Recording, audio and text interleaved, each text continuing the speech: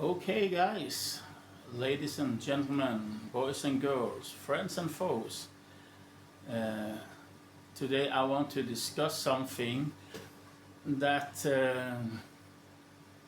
is quite vital for a man who wants to be serious and God-fearing. Now I'm in Thailand. I'm in Pattaya. This is like the sixth capital, sin city of maybe of the world, and I went through many experiences through my life, but I just want to give a background. I was married to a Norwegian woman at the age of 25 in 1992. Now, the problem was that she was not a virgin, okay, because I had these standards that I want my wife to be a virgin, but she was so beautiful that I'm gonna forgive you that you lost your virginity because myself, I was a virgin. Well, I had sex once when I was 16 just to try it out. But since that, I didn't have sex with any woman. I had a couple of relationships in Norway, but I never had intercourse with those girls. Of course, we were a bit intimate, but and the reason is I became a born again Christian, radical Christian, when I was almost 16 years old. So already at the time when I was 16 and 17 and so forth, I really understood that sex belongs in marriage. So yes, I had a dip in Paris in December 1983. I met a young woman there, and we decided we're gonna have sex only once. That's it. So I tried it, but after that, I decided I'm not gonna.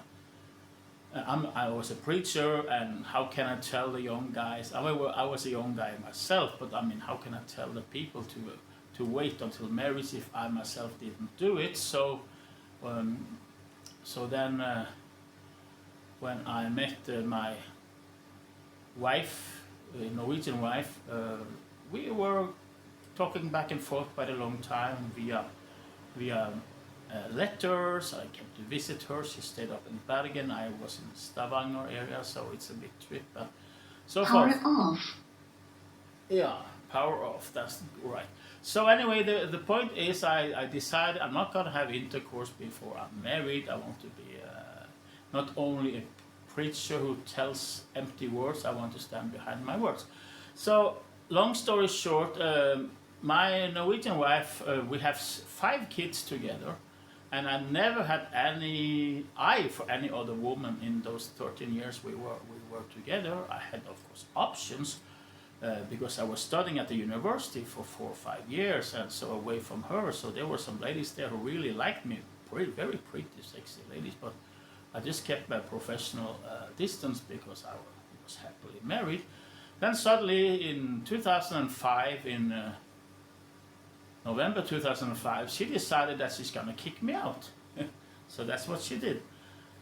So I got so desperate and so lonely, and I didn't want to live a single life. I mean, I got married because I want to have a family life. So what happened after that is I was trying quite quickly to find another partner because I really was how can I say, depressed and really lonely, guys. I felt very rejected. So I went to Indonesia, to Bali, in November, or actually November 2025, and I was amazed at how many girls were willing to date me, sleep with me, whatever.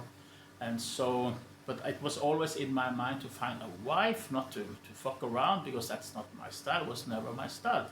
Until that point, I had only one sexual partner in my life. That was my Norwegian wife. And now when she kicked me out, I was. The fan is just a moment. The fan here is blowing. So this I had bought. I bought a tripod. So the reason why I went to Indonesia in the first place was because I joined a Christian dating site back in 2005, and so I found this very interesting Chinese, ethnic Chinese woman who lived in Java, in in the island there, the biggest, the most populated island in Indonesia, Java. So I landed in Bali. I didn't know what is Bali, Denpasar. So when I came there, she said, you have to wait another week because I'm busy with my job. I said, hey, I flew all the way from Norway. You promised to be available, and I have 2 weeks to spend here. And so then when I was in Bali, there was not many tourists because there had been some bombs going off recently. And so, so I found a very beautiful young, first I found a one, she was 31. I said, okay, I'm looking for a wife. She said, oh, I'm way too old for you. I was 38 and she was 31. I said, you must find a much younger one. So I found one that was 18, 19, she turned 19. And so we had some things going on there. I thought so, but that was not serious. So I went back to Norway, but I kept my friends in Indonesia. And so I went back there. I managed to, he put me up with a young woman. She claimed she was 24, but she was younger than 24, guys. Anyway, I married her. I took her to Norway. And she was, fucking around with other guys. My friend told me, your wife now, she's downtown because I was in another city working. And she's supposed to come after me, and she asked me, can I go out on a Saturday night with my colleagues in the restaurant? She worked in a Japanese restaurant in Stavanger. I said, no, because I know even her boss was after her. So I said, no, you stay home. Okay. So then my friend called me, now I see, because he was roaming around downtown with his car, and he saw my wife walking hand in hand with 2 guys who looked like they were from Turkey. And so forth. So long story short, I had a nice time with her, of course, but I found that she was actually a hooker.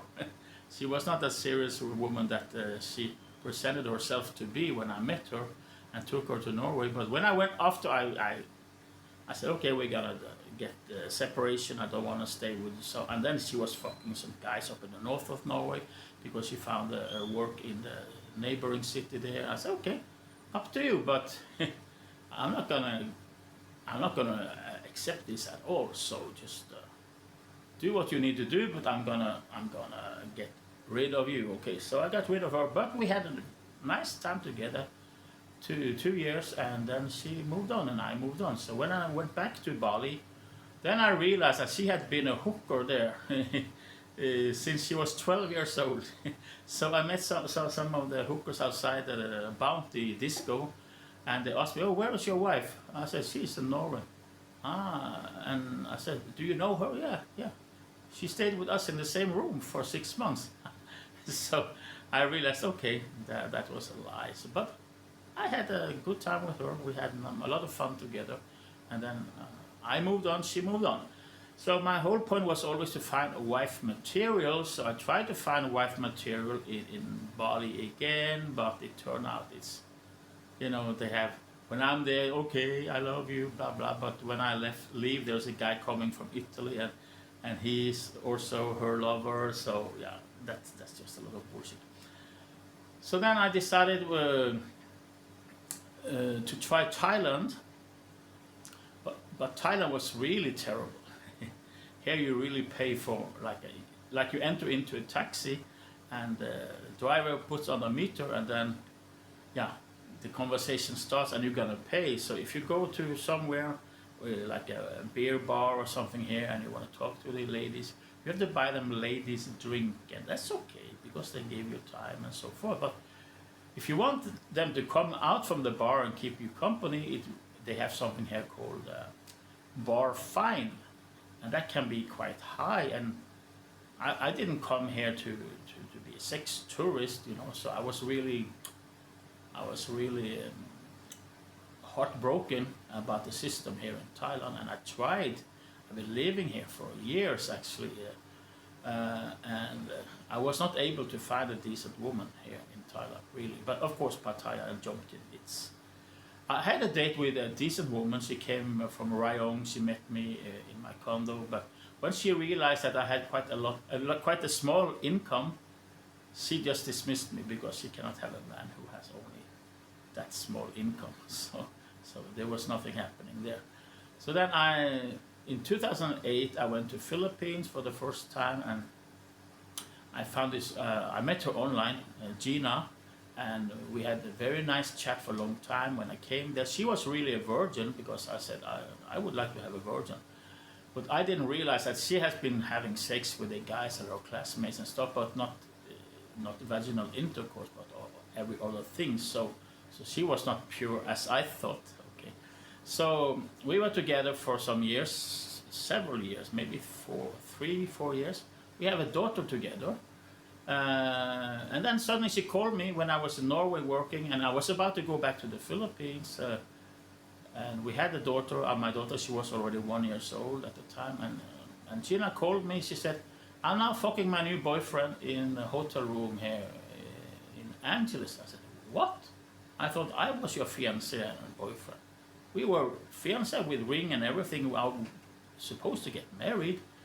But the problem is I don't have a birth certificate, so it's not easy for me to get married in the Philippines. So I had the plans later, but no, I'm fucking my new boyfriend here in the hotel room in Angeles. I said, "Oh." And I heard the guy said, "Put on the speaker." And so she pretended like me and her had already broken up, which was bullshit, of course. So now she took my daughter with this Jason Wren. They went to Australia. I don't know how they did it because my daughter has a Norwegian passport, and I never gave any permission for her to take my daughter Christine Faith to Australia. So anyway, that's it. If she didn't want me, so what? I mean, I was looking again. So I found another girl in Cebu. And she claimed she was a virgin, and I wanted to play my cards correct. My father was a very strict pastor, and he said, no sex before marriage. So when I came there, I took her word for it that she was a virgin. She pretended to be very attracted to me, and when we got married, on the wedding night, she refused to have sex. She said, "I don't like sex." Oh, wow. Maybe she's lesbian, I have no idea, or maybe she has a lover boy back home. So I gave her a couple of years trying to figure out, actually 3 years, coming back and forth. But she was ice cold. She didn't even want to hold my hands. On our wedding, our honeymoon in Bali, she didn't even want to share my bed. She was just sitting and sleeping in the chair, playing with her phone. So I tried really, guys, I tried. So, but So I tried Indonesia. I found a wonderful woman in Indonesia, Mariana. She was a serious person, working as like a lecturer. She was a what you call midwife, because she had 1,000 students in what do you call that one? It's yeah. Anyway, it's one of those eastern, like Timor, West Timor, in Kupang. And she was too busy for me, so I realized I cannot stay with this woman because she's too busy. I want to have attention. I want the woman to take care of me. So then I went to the Philippines because I had met some very beautiful girl on a dating app, and she's supposed to meet me in Davao City, but she never showed up. Luckily, I didn't give her a lot of money, so... But then I was in Davao. I didn't know anybody. I mean, I know Cebu for many years, but Davao, I had nobody there. So then I tried, because I had several people I was interested in from the dating app that lived in the area. So it turned out that most of them were gays. They had false profiles and so forth. So I was really and then I went to a bar because I was lonely. I just wanted to find people to talk to, So I went to a bar in San Pedro in Davao City, and I met a couple of ladies there, and one of them, she asked me, "Okay, what are you looking for?" I said, "I'm looking for a wife, not a bar girl," because at the time I had my apartment in Pattaya, Jomtien, so there were plenty of bar girls around. Why would I travel to the Philippines to find a bar girl? So she said, "Oh, I have a good friend. She is she's coming now to Davao. She's in the province. She has a small daughter. She's single mom, and I thought to myself, I'm not into single moms, but I realized, okay, I have bad luck with all these women in my life, and I thought, okay, if she is a single mom, but she's a good woman, she has a good heart, and she's trustworthy, then I will give it a try. So that's it. So when people think that I'm in the Philippines, I'm going and fucking around with a lot of women, that is bullshit. I never did that. Never did that. So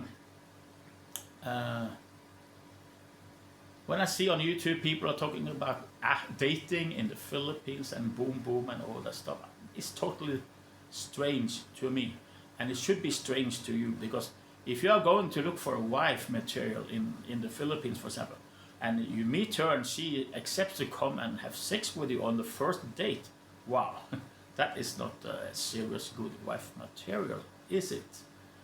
So guys, I don't understand this dating culture. It certainly is not biblical. Certainly not biblical. So if you want to date, it's okay. You say, okay, can we meet? We go and we go out. We meet in a cafe or a restaurant, and we have some meal. We take a walk. Maybe we go to the beach. We have some fun. We can go to the movies. That is what dating is about, but not going and having sex with a lot of different women. Okay, that's my opinion about it. Of course, I'm a man, and when I was single, when I was looking, of course, especially here in Pattaya, Thailand, and in Bangkok, yeah, I had my one-night stands, but because I was hungry, hungry. But it was not my dream to be that kind of person. I am certainly not that kind of person. So, yeah, if I fall, I will stand up again, as the Bible says. So don't rejoice over me, my enemy, because if I fall, I will stand up again. And if I sit in darkness, the Lord is my light. So if you believe in God, if you believe in Bible, if you are a God-fearing, respectful person, even you can be an atheist, but you have a high ethical and moral standard, don't fall for this dating culture, okay? Do as I said, meet, get to know the person, but no boom boom in the first night. Okay, thank you so much for your attention, and I wish you good luck to find wife material. God bless you.